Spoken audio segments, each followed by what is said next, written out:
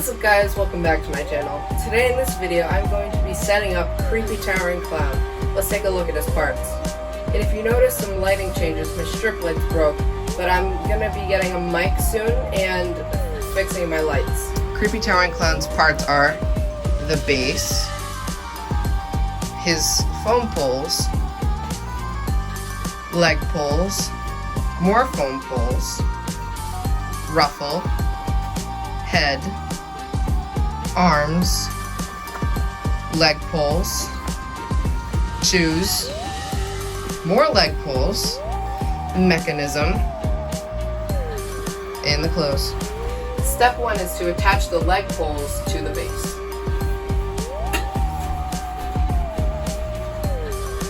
I don't know why he has so many leg poles.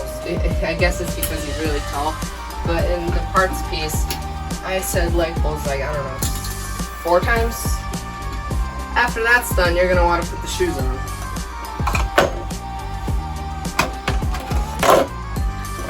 Like so. Now you're going to want to attach D and E to B and B.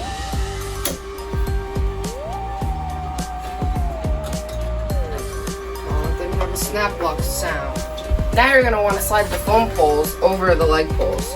And they open up and you push them in to give him leg shape. All you need to do is open one part, and then once it's around you can just slide it over. It's not that hard. Now you're going to want to attach G and H to E and D. This will give him a straight shape so he's not leaning backwards. Now you're going to want to do that same thing with these poles, but they're shorter foam poles, and you put them over this to give him more shaping. Now after that's done, you're going to want to slide the clothes over the legs. And I always get scared that I'm going to rip the clothes because on this one, his leg poles like to slide a lot and it likes to get caught up here. So just be careful of that. And it's going to get stuck, so just keep fixing it like I'm doing. Or actually, if you put the clothes behind you like that, it won't get stuck as much.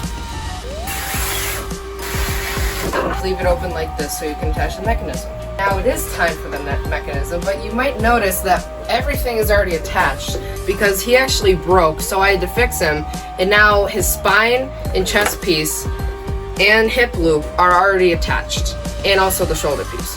So you would just have to attach the spine through a little fork prong and attach the chest piece through this little fork prong right here, and then the hip loop would slide in 2 little openings on the base of the mechanism. So I just wanted to point that out. And now what you're going to want to do is you're going to want to pull the clothes up a little bit.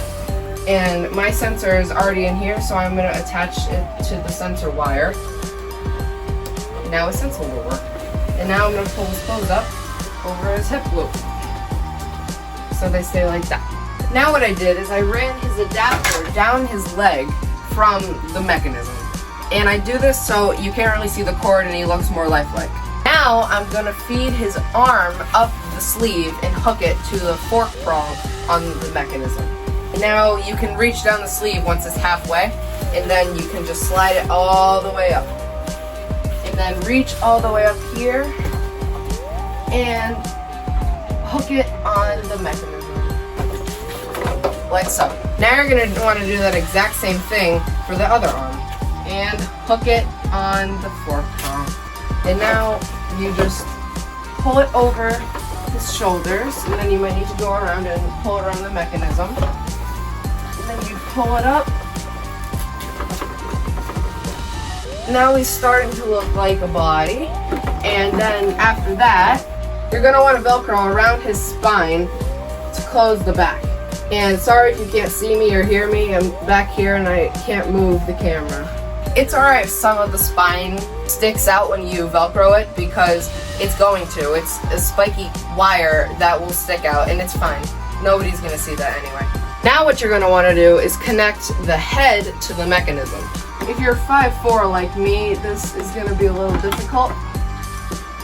Or shorter or taller, it'll be easy or difficult how tall you are, but you could always use a stool, but I'm just gonna do it.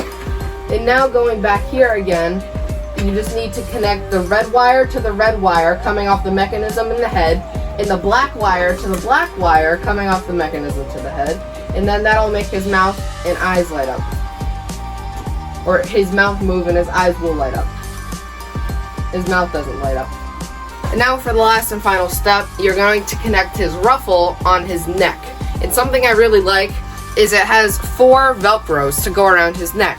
There's one right here to connect it to the chin, and then he has 2 on the sides of his neck, and then he has 1 back here to close it all to make it really look like a ruffle around his neck, and it'll be all tightened and closed around his neck.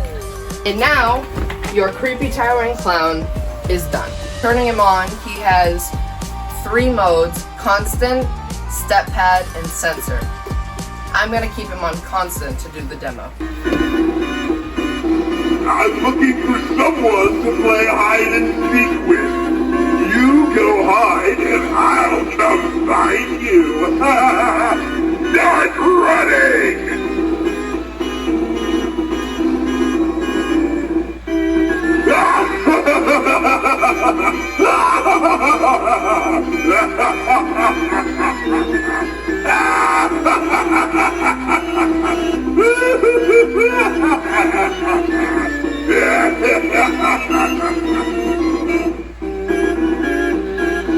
I'm starting a new juggling act. I'll need a hand from one of you, and a head, and a foot. Oh, any part will do.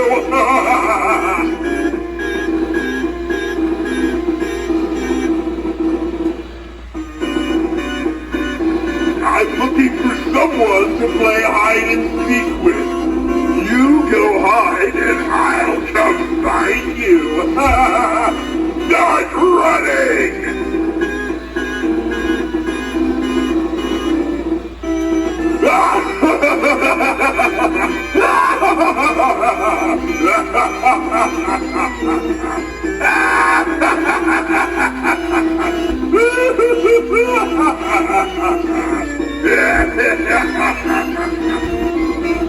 Thank you for watching my Creepy Towering Clown unboxing. I'll see you in the next one. Bye, guys.